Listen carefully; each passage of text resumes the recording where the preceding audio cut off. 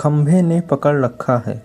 एक समय शराब का एक व्यसनी एक संत के पास गया और विनम्र स्वर में बोला, गुरुदेव, मैं इस शराब के व्यसन से बहुत ही दुखी हो गया हूँ। इसकी वजह से मेरा घर बर्बाद हो रहा है, मेरे बच्चे भूखे मर रहे हैं, किंतु मैं शराब के बगैर नहीं रह पाता। मेरे घर की शांति नष्ट हो गई है। कृपया आप मुझे कोई सरल उपाय बताएं, जिससे मैं अपने घर की शांति फिर से पा सकूं। गुरुदेव ने कहा, जब इस व्यसन से तुमको इतना नुकसान होता है तो तुम इसे छोड़ क्यों नहीं देते। व्यक्ति बोला, पूज्य श्री, मैं शराब को छोड़ना चाहता हूँ, पर यह ही मेरे खून में इस कदर समा गई है कि मुझे छोड़ने का नाम ही नहीं ले रही है। गुरुदेव ने हंसकर कहा, कल तुम फिर आना, मैं तुम्हें बता दूंगा कि शराब कैसे छोड़नी है। दूसरे दिन निश्चित समय पर वह व्यक्ति महात्मा के पास गया। उसे देख महात्मा झट से खड़े हुए और एक खंबे को कसकर पकड़ लिया।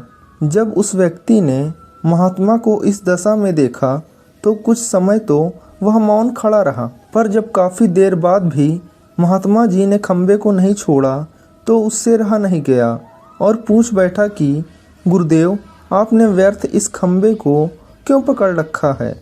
गुरुदेव बोले, वत्स, मैंने इस खंबे को नहीं पकड़ा है, यह खंभा मेरे शरीर को पकड़े हुए है।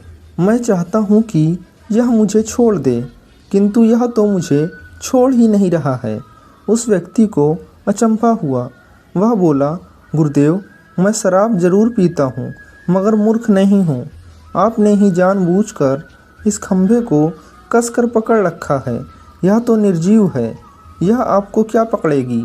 यदि आप दृढ़ संकल्प कर लें तो इसी वक्त इसको छोड़ सकते हैं। गुरुदेव बोले, नादान मनुष्य, यही बात तो मैं तुम्हें समझाना चाहता हूँ कि जिस तरह मुझे खंबे ने नहीं बल्कि मैंने ही उसे पकड़ रखा था, उसी तरह इस शराब ने तुम्हें नहीं पकड़ा है, बल्कि सच तो यह है कि तुमने ही शराब को पकड़ रखा है।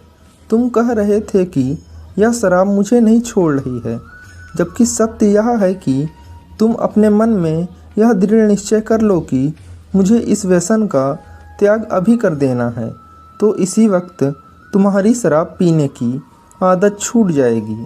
शरीर की हर क्रिया मन के द्वारा नियंत्रित होती है और मन में जैसी इच्छा शक्ति प्रबल होती है वैसा ही कार्य सफल होता है।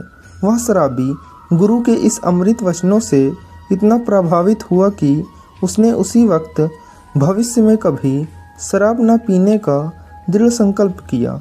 उसके घर में खुशियाँ लौट आईं और वह शांति से जीवन यापन करने लगा। इस तरह हमें शिक्षा मिलती है कि जीवन में कोई भी व्यसन ऐसा नहीं है जिसे एक बार ग्रहण किए जाने के बाद छोड़ा ना जा सके। अगर मनुष्य चाहे तो बड़ी से बड़ी बुराई का त्याग कर सकता है।